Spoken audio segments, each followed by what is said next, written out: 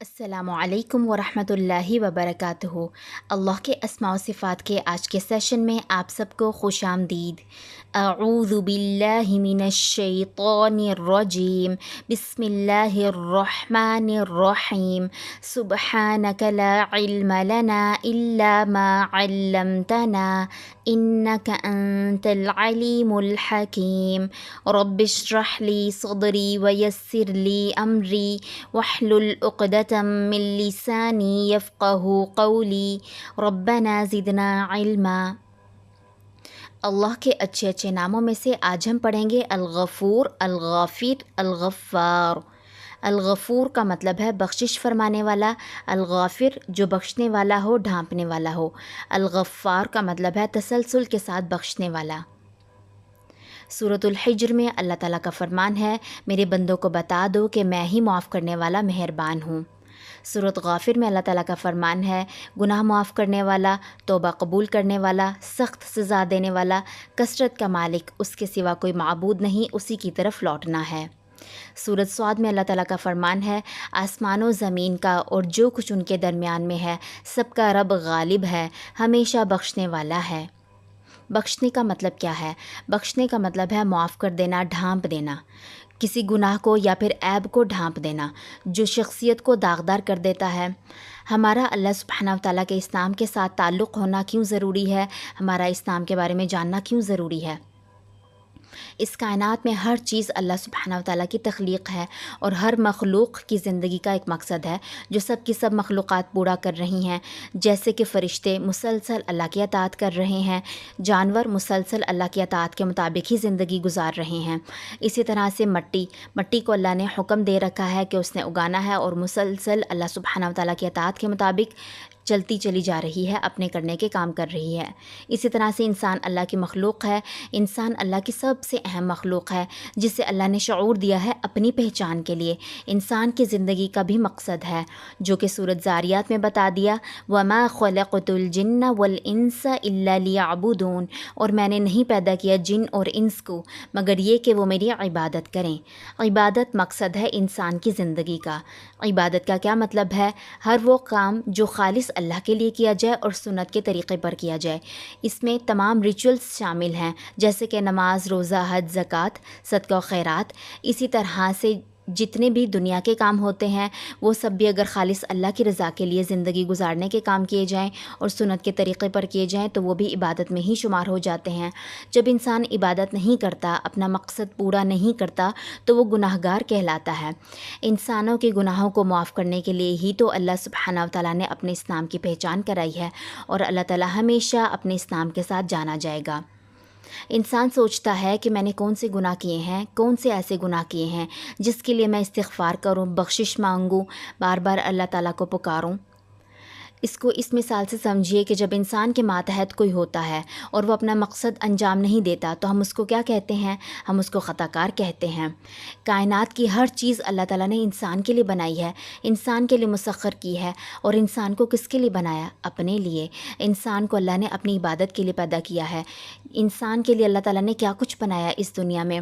آسمان اور زمین کی تمام مخلوقات انسان کے لیے بنائی۔ آسمان کو چھت کی طرح بنایا، بادلوں کو سایہ کرنے کے لیے بنایا، پرندوں کو بنایا آسمان کی زینت، سورج، چاند، ستارے انسان کے لیے بنائے۔ سورج ہر طرح سے انسان کو فائدہ دے رہا ہے، چاند بھی انسان کو ہی فائدہ دے رہا ہے۔ دن اور رات کتنی بڑی اللہ کی نعمت ہے، دن کو انسان سرگرمیاں انجام دیتا ہے اور رات کو آرام کرتا ہے، تو دن اور رات کو بھی اللہ نے انسان کے لیے ہی بنایا ہے، مسخر کیا ہے۔ پانی کو اللہ نے انسان کے لیے مسخر کیا، بارش کی شکل میں ہو، استعمال کرنے کی شکل میں ہو، کھانے کی شکل میں ہو، پینے کی شکل میں ہو، کسی بھی طرح سے ہو۔ زندگی گزارنے کے لیے انسان کو پانی کی بہت زیادہ ضرورت ہوتی ہے، پانی کے بغیر انسان کا وجود ممکن نہیں، تو پانی جیسی مخلوق کو پیدا کر کے اللہ نے انسان کے لیے مسخر کر دیا۔ اسی طرح سے نباتات اتنی ورائٹی کے ساتھ اللہ نے بنائے، اور نباتات کو بھی انسان کے لیے مسخر کر دیا، جیسے کہ انسان نباتات سے سایہ حاصل کرتا ہے، اسی طرح سے فریش ایئر حاصل کرتا ہے۔ اگر نباتات نہ ہوں تو انسان کا وجود باقی نہ رہے، سانس ہی نہ لے سکے۔ اسی طرح سے مختلف معاملات میں انسان نباتات کو استعمال کرتا ہے، انہی میں سے پھل اور سبزیوں کو استعمال کرتا ہے۔ پھل اور سبزیاں کتنی مختلف ہیں، پھلوں کے کتنے مختلف ذائقے ہیں۔ پھلوں کو ہم کھانا کھانے کے لیے، پیٹ بھرنے کے لیے استعمال نہیں کرتے، بلکہ اپنا لطف اٹھانے کے لیے استعمال کرتے ہیں، انجوائمنٹ کے لیے استعمال کرتے ہیں پھلوں کو۔ اور پھلوں کے مختلف ذائقے، مختلف رنگ، مختلف ان سب کے فائدے ہیں۔ مختلف موسموں کے مختلف پھلوں سے ہم لطف اندوز ہوتے ہیں، اسی طرح سے مختلف علاقوں کے مختلف پھل ہیں۔ سبزیاں مختلف رنگ، مختلف ذائقوں، مختلف فائدوں کے ساتھ اللہ تعالیٰ نے انسان کے لیے بنا دی۔ وہ چاہتا تو ہمیں ایک جیسا کھانا دے دیتا، اسی پر ہمیں اکتفا کرنا ہوتا، لیکن کیا ہے کہ اللہ سبحانہ و تعالیٰ کی بہت بڑی نعمت ہے، اس نے اتنا کچھ بنایا اور سب کچھ بنا کر انسان کے لیے مسخر کر دیا۔ اسی طرح سے کھانے میں گوشت کی بھی مختلف اقسام ہیں، اناج کی بھی مختلف اقسام، ڈرائی فروٹس، اسی طرح سے مشروبات، ہر چیز۔ انسان کا دسترخوان کتنے کھانوں سے بھرا ہوتا ہے، پھر بھی انسان کہتا ہے میرے پاس کچھ بھی نہیں ہے۔ اللہ سبحانہ و تعالیٰ کی کتنی بڑی رحمت ہے کہ اس نے انسان کو اتنا کچھ دیا ہے۔ اسی طرح سے حیوانات کو بھی انسان کے لیے ہی مسخر کیا۔ اتنا بڑا ہاتھی کیسے انسان کے کنٹرول میں آ جاتا ہے؟ اللہ سبحانہ و تعالیٰ کی توفیق کے ساتھ اللہ سبحانہ و تعالیٰ نے ہر جانور کو انسان کے لیے مسخر کیا۔ انسان ان پر سواری کرتا ہے، ان کو استعمال کرتا ہے، ان کا گوشت کھانے پینے کے لیے استعمال کرتا ہے، ان سے دودھ بھی لیتا ہے، اور اسی طرح سے مختلف فائدے، یہاں تک کہ ان کی کھالوں، ان کی ہڈیوں تک کو بھی استعمال کر جاتا ہے، پھر اپنے پاس پالتا بھی ہے۔ تو انسانوں کے لیے اللہ تعالیٰ نے حیوانات کو مسخر کر رکھا ہے۔ اسی طرح سے انسانوں کے ہی ساتھی بنا دیے اور مختلف رشتے بنا دیے۔ اگر ہماری اکیلے کی زندگی ہوتی تو کتنی میزریبل ہوتی، کتنی مشکل ہوتی اکیلے کی زندگی، باقی مخلوقات کے ساتھ گزارنا۔ تو اللہ تعالیٰ کی کتنی بڑی رحمت ہے کہ اس نے ہمیں رشتے دیے ہیں، ہمیں ماں باپ، بہن بھائی جیسے، دوستوں جیسے رشتے دیے، ساتھی دیے، زوج جیسے۔ تو یہ اللہ سبحانہ و تعالیٰ کی بہت بڑی رحمت ہے کہ اس نے ہمیں اس دنیا میں اکیلا نہیں چھوڑا۔ یہاں تک کہ جنت کس کے لیے بنا رکھی ہے؟ جنت بھی تو انسان کے لیے ہی بنائی ہے۔ آخرت میں اللہ تعالیٰ جنت کو، نعمتوں بھری نعمت والی جنت میں ہمیں داخل کرے گا انشاءاللہ۔ ہمیں اس کے لیے کرنا کیا ہوگا؟ کوشش کرنی ہوگی اور اس کے لیے اپنا مقصد پورا کرنا ہوگا۔ ہمارا مقصد کیا ہے؟ عبادت کرنا۔ پہلی بات تو ہمیں یہ دیکھنی ہے کہ ہمارے اپنے کرنے کے کام ہیں کتنے، جو ہم جانتے ہیں، کتنے جانتے ہیں۔ ہم سب اپنا محاسبہ کریں اپنی اپنی جگہ پر۔ اب تک کی زندگی میں ہم نے دنیا کو تو بہت زیادہ جان لیا، لیکن اپنے اصل کرنے کے کام مسلمان ہونے کی حیثیت سے کتنے جانیں؟ بالکل تھوڑے سے۔ پھر جو ہم جانتے ہیں وہ ہم کرتے کتنے ہیں، عمل میں کیسے لاتے ہیں؟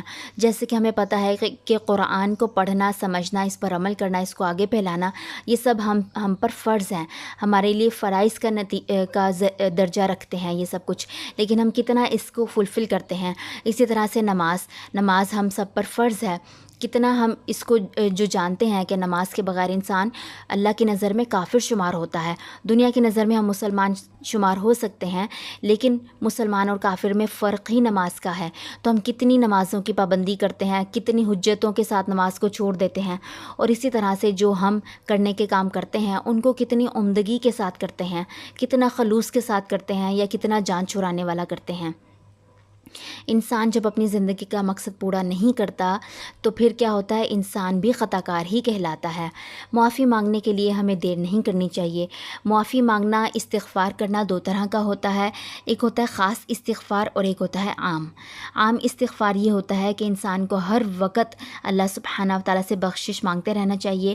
ہمارے مختلف خیالات آ جاتے ہیں ذہن میں، مختلف ہمارے گمان آ جاتے ہیں، مختلف ارادے ہم غلط کر لیتے ہیں، غلط وسوسے آ جاتے ہیں، پھر اسی طرح سے غلط کام کر جاتے ہیں، لوگوں کے ساتھ ڈیلنگ غلط کر جاتے ہیں، اپنی ذات میں کرنے کے کام غلط کر جاتے ہیں۔ اس لیے ہمیں عام استغفار ہر وقت کرتے رہنا چاہیے۔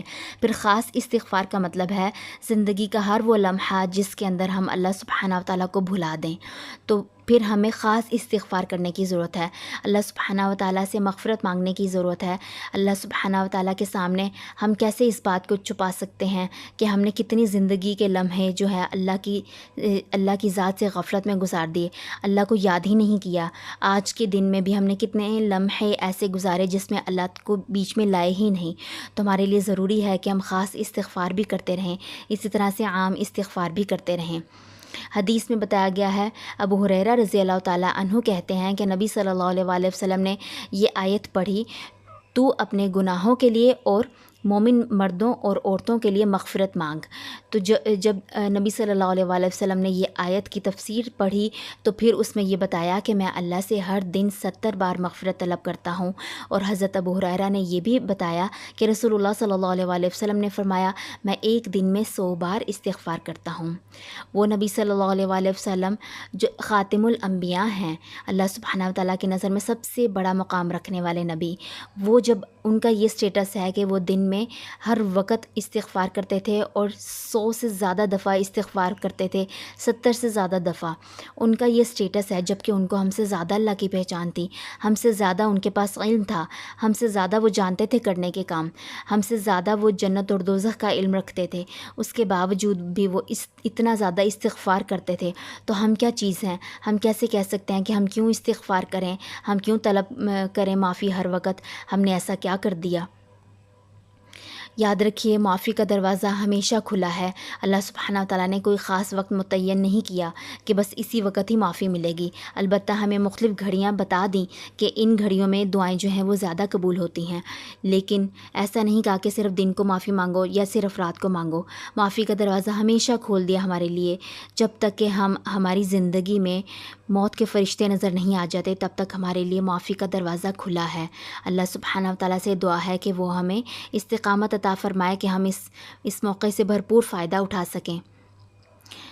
اب اسی طرح سے سورۃ زمر میں اللہ تعالیٰ کا فرمان ہے قُلْ يَا عِبَادِيَ الَّذِينَ أَسْرَفُوا عَلَىٰ أَنفُسِهِمْ، اے نبی صلی اللہ علیہ وآلہ وسلم کہہ دیجئے اے میرے بندو جنہوں نے اپنے اوپر زیادتی کی ہے، لا تقنطوا من رحمت اللہ، اللہ کی رحمت سے مایوس نہ ہو، ان اللہ یغفر الذنوب جميعا، بے شک اللہ سارے کے سارے گناہ معاف کر دیتا ہے، انہ هو الغفور الرحیم، بے شک وہ وہی سب سے زیادہ بخشنے والا رحم کرنے والا ہے۔ یعنی اللہ سبحانہ و تعالیٰ زندگی کے سارے گناہ معاف کرنے والا ہے۔ اللہ سبحانہ و تعالیٰ اس نام کے ساتھ ہمیشہ جانا جائے گا۔ اب ایسی بات ہے کہ اللہ تعالیٰ سارے گناہ معاف کر دیتا ہے، تو انسان یہ سوچ کر کیا گناہ کرتا رہے کہ اللہ نے تو معاف کر ہی دینا ہے، معافی مانگ لوں گی تب تک جو مرضی کروں؟ ایسا نہیں ہے۔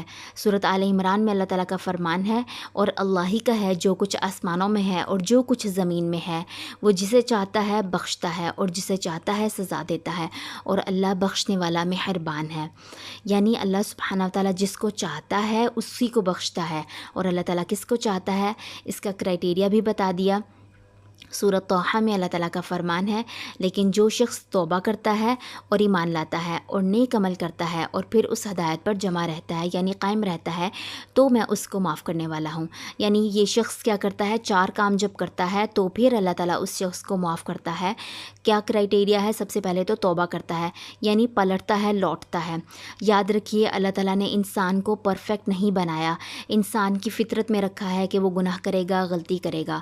پرفیکٹ مخلوق اللہ کے پاس موجود ہے، جیسے کہ فرشتے ہر وقت اللہ کی اطاعت میں لگے رہتے ہیں۔ انسان سے اللہ تعالیٰ کو پرفیکشن مطلوب نہیں ہے، انسان کی نیچر میں اللہ نے خود رکھا ہے کہ وہ گناہ کرے گا، غلطی کرے گا۔ اللہ کو انسان سے یہی مطلوب ہے کہ وہ رجوع اللہ کی طرف کرے، بار بار پلٹے اللہ کی طرف، اپنے گناہوں کو، غلطیوں کو ایکسیپٹ کرے۔ اللہ سبحانہ و تعالیٰ نے کرائٹیریا میں بتایا کہ ایک تو توبہ کرنی ہے، توبہ کا مطلب ہوتا ہے پلٹنا، جو رجوع کرے گا اللہ کی طرف اور ایمان لائے گا، نیک اعمال کرے گا اور پھر اس پر جمے رہنے کی کوشش کرے گا۔ ایسا نہیں ہو سکتا کہ کوئی انسان ہدایت کہے کہ ہدایت مل گیا بس اس پر میں جمع ہوں، کوشش کرتا رہے گا۔ کوئی بھی شخص پرفیکٹ نہیں ہو سکتا، تو پھر اللہ تعالیٰ اس شخص کو کیا کرے گا؟ معاف کرے گا۔ یعنی ہمیں یہ اسٹرگل اپنی رہتی تک کی زندگی میں یہ کرتے رہنا ہے۔ اسی طرح سے اللہ سبحانہ و تعالیٰ کی مزید کتنی بڑی رحمت ہے۔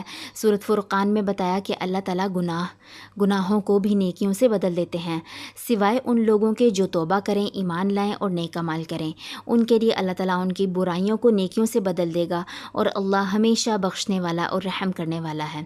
یعنی وہی کرائٹیریا ہے کہ توبہ کرنا، ایمان لانا اور نیک اعمال کرنا، تو پھر اللہ کیا کرے گا؟ گناہوں کو بھی نیکیوں سے بدل دے گا۔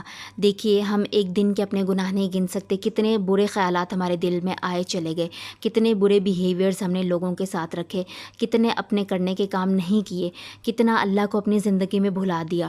تو یہ سارے گناہ جب جمع ہو جائیں گے تو انسان کے اوپر کتنا بوجھ ہوگا. لیکن اللہ سبحانہ و تعالیٰ کی رحمت سے وہ سارے کے سارے گناہ جب نیکیوں میں بدل جائیں تو انسان کے پاس کتنی بڑی رحمت ہوگی. تو ہمیں کیا کرنا ہے؟ ہر وقت توبہ کرتے رہنا ہے، ایمان لانا ہے اور نیک اعمال کرتے رہنا ہے، اس پر استقامت کی کوشش کرتے رہنا ہے. جب میرا رب اتنا زیادہ مہربان ہے، معاف کرنے والا ہے، تو میرا اس کی مخلوقات کے ساتھ کیسا رویہ ہے؟ ہم اسی کی مخلوقات کو کیا اپنی سپرویژن سمجھ لیتے ہیں، اپنی اتھارٹی اس پر جتانے لگ جاتے ہیں؟ کیا ہم ان میں عیب نکالنے کے لیے بیٹھے رہتے ہیں، یا ان کو طعنے دیتے ہیں، یا پھر ہم ان کو معاف کرنے کی بجائے سزائیں دینے لگ جاتے ہیں؟ کیا انسان کو یہ زیب دیتا ہے کہ وہ اتنی بڑی ذات کے ہوتے ہوئے اسی کی مخلوقات کے ساتھ ایسے رویے اختیار کرے؟ آئیے خود کو گناہوں کے اندھیروں سے نکالیں، اللہ سے دل سے مغفرت طلب کریں، اس کو اس نام کے ساتھ پکار کر اس کے ساتھ تعلق کو مضبوط کریں. اتنی نعمتیں دینے والی اور معاف کرنے والی، رسوائی سے بچانے والی ذات کو چھوڑ کر چھوٹی ذاتوں کو کیوں پکاریں؟ چھوٹوں سے کیوں متاثر ہوں؟ چھوٹوں پہ انحصار کیوں کریں؟ آئیے اللہ کو محبت کے ساتھ الغفور، الغافر، الغفار کہہ کر پکاریے. آپ تمام ساتھی اپنی اپنی جگہوں پر دل سے اپنے اللہ کے سامنے دعا رکھیے کہ یا رب، اب تک کی زندگی میں جتنے بھی گناہ کر دیے، جان کر انجانے میں، سارے کے سارے معاف کر دیں. یا غفور، یا غافر، یا غفار. فائدہ کیا ہوگا اللہ کو ان ناموں سے پکارنے کا؟ اللہ کے ساتھ تعلق مضبوط ہوگا، اللہ کی عظیم مغفرت ملے گی اور دنیا کی نعمتیں بھی ملیں گی. اس کے بارے میں مختلف احادیث سے پتہ چلتا ہے کہ انسان کی نعمتیں جو چھن جاتی ہیں یا کمی ہو جاتی ہے، ان میں برکتیں ختم ہو جاتی ہیں، اس کا بھی بہت بڑی وجہ ہوتی ہے کہ انسان کے گناہ آ جاتے ہیں. تو جب انسان مغفرت طلب کرتا رہتا ہے تو کیا ہوتا ہے؟ اللہ کو اس نام کے ساتھ پکارتا رہتا ہے، انسان کے رزق میں بھی اضافہ ہوتا ہے، مال میں بھی، اولاد میں بھی برکتیں آتی ہیں. یہاں تک کہ فرشتوں کی بھی دعائیں ملتی ہیں. فرشتے دعا کرتے ہیں جو اللہ کو اس نام کے ساتھ پکارتا رہتا ہے، اللہ سے مغفرت طلب کرتا رہتا ہے، اور یہاں تک کہ جنت جیسی نعمت بھی ملے گی. اعمال میں درستگی آئے گی اور لوگوں کے ساتھ درگزر کرنے کا معاملہ آئے گا. کرنے کے کیا کام ہے؟ اللہ کی نعمتوں کو ذہن میں رکھنا ہے اور مسلسل استغفار کرتے رہنا ہے. لوگوں کے ساتھ درگزر کا معاملہ کرنا ہے یہ سوچ کر کہ میرا رب میرے ہر عیب کو ڈھانپ دے گا. گناہوں سے بچنے کی مسلسل کوشش کرتے رہنا ہے. نیکی کر کے قبولیت کی دعا لازمی کرنی ہے، ربنا تقبل منا. اسی طرح سے روزانہ رات کو اپنے لیے بھی معافی مانگنی ہے، دوسروں کے لیے بھی معافی مانگنی ہے، اپنے بڑوں کے لیے، اپنے چھوٹوں کے لیے، اپنے ساتھیوں کے لیے. پھر انبیاء کرام کی مغفرت والی دعائیں پڑھنی ہیں، جیسے کہ حضرت آدم علیہ السلام نے دعا پڑھی تھی، ربنا ظلمنا انفسنا. اے ہمارے رب، ہم نے اپنی جانوں پر ظلم کیا، وَإِن لَّمْ تَغْفِرْ لَنَا وَتَرْحَمْنَا.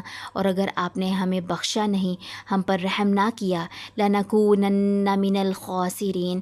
تو البتہ ہم ضرور ہو جائیں گے خسارہ اٹھانے والوں میں سے. اسی طرح سے نبی صلی اللہ علیہ وآلہ وسلم نے سجدوں میں پڑھنے کے لیے دعا بتائی ہے، رب اغفر لی ذنبی کلہ. اے میرے رب، میرے گناہ معاف کر دے سارے کے سارے، دقہ و جلہ، سب سے چھوٹے اور سب سے بڑے، و اولہ و آخرہ، سب پہلے اور سب آخری، و علانیتہ و سرہ، اور سب کھلے اور چھپے، سارے کے سارے گناہ معاف کر دے. الحمدللہ. اللہ سبحانہ و تعالیٰ کے آج کے نام سے آپ نے جو کچھ بھی سیکھا ریفلیکشن میں ضرور شیئر کیجئے. سبحانک اللہم و بحمدک، اشہد ان لا الہ الا انت، استغفرک و اتوب الیک. السلام علیکم ورحمۃ اللہ وبرکاتہ.